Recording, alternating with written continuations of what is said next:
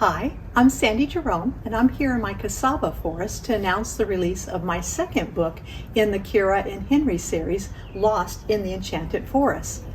I'll tell you more about these books at the end of this video, but first, let's talk about the cassava and its part in helping to solve a potential food crisis. My granddaughter Vrinda, who is an environmental biologist, and I are writing a book about salt-tolerant crops that could possibly survive in the rising oceans.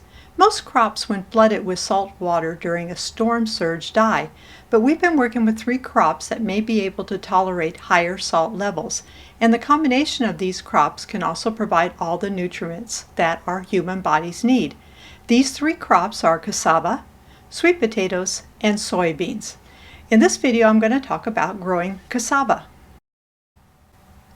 Cassava, also known as yuca, is a woody perennial shrub valued for its starchy, tuberous roots. It's a staple crop in many tropical and subtropical regions due to its resilience and ability to grow in poor soils.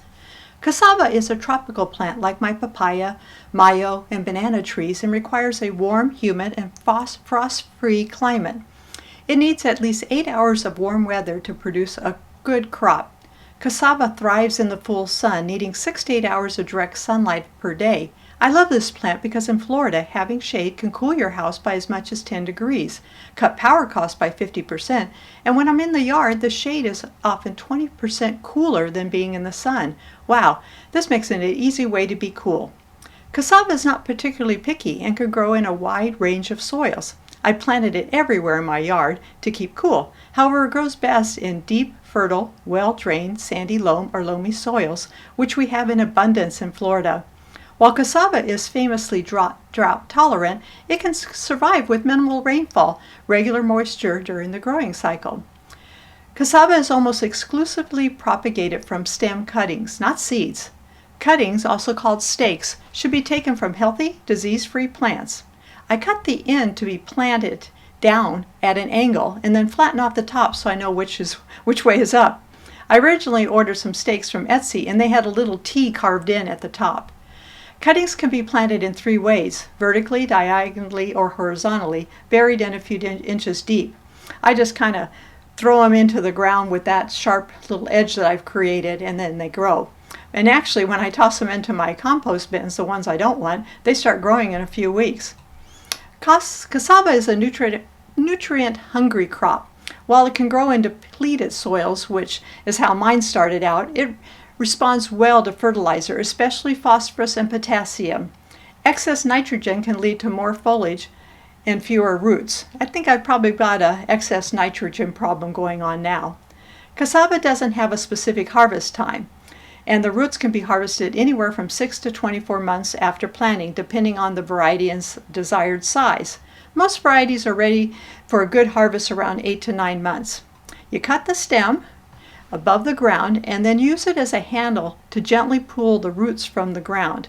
If the soil is hard, use a garden fork or loosen the soil around the plant to avoid damaging those roots. I use water from my rain barrels and I flood the plant for a few hours before I pull it up.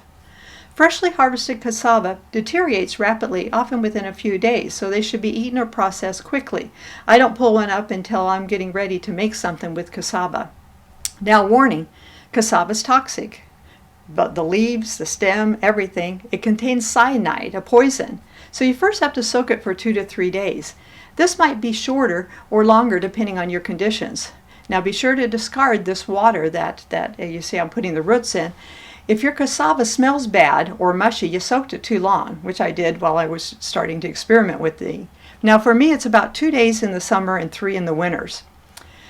This first makes it soft enough to peel out the outer layer, which has the most cyanide. So peeling the outer layer instead of cutting it with a knife, you're going to get, a better chance of getting rid of that cyanide poisoning. Then I chop it into smaller pieces and rinse it a few times. I try to remove the middle tough fiber part. It's sort of like a pineapple center. Then I boil the cassava in some fresh water with the lid open for about 20-30 minutes because I don't want any cyanide that's left over to get in the coils of my Ninja. I wash this out and then I steam it for 20 to 30 more minutes in, again, fresh water. And for each of these steps, I toss out that bad water. I'm real careful to go out and throw it into the lawn. Doesn't matter where you put it, just so it's not somewhere that something will drink it. Then I test it, and if there's any trace of cyanide, I bought a little testing case, so the cyanide shows up as kind of a little blue.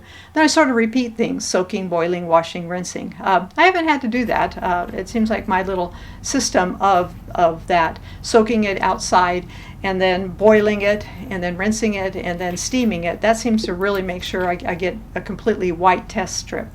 Now I'm learning how to cook it. Right now I just season it and fry it, but I hope to learn how to make the flour, the chips, and other popular items made with cassava. Stay tuned for some recipes. I wanted to write a book about a girl detective, and I originally set it at Disney World and called it Pixie Dust Death, which is still available on Amazon. But then after working with a producer in the UK to develop this into a kids series, he suggested I rewrite it to remove the Magic Kingdom and the Grand Floridian, where it takes place, to avoid issues with Disney. So I invented a theme park in Florida called Castle Country. So if you want to read this young adult book set at Disney, order Pixie Dust Death on Amazon. But if you like my series, my next Wilma Wallaby will be out before the holidays, and book 2 will be called Jazz Jinx, about the Missy oboe player that I mentioned at the end of both books. I haven't abandoned my screenplay career. If you visit my new website, sandrajerome.com, you can still get the free books by going to the contact page and then requesting them. If you've watched some of my Viking River Cruise books or the elderly traveling on the Disney Wish. But you can see I'm still cranking out screenplays, and my manager attends all the festivals and promotes them. My latest screenplay is Churchill's Mum, based on the book I showed you in the first few moments of this video. And I've written the Bible for this limited series and outlined the first few episodes. I love writing young adult the best, and I'm continuing on these two series, Kira and Henry, the teen fantasy set in a magical kingdom, and Wilma Wallaby, set here in Florida. So what's next? Well, it's a book based on a screenplay by my manager's mother called Machiavelli's Princess. Next videos will be a Disney Vacation Club video about the beach club, which I'll visit next month. Be sure to like and subscribe. I have a goal of reaching 100,000 views this year, and I'm getting close at 93,000. Thank you for watching.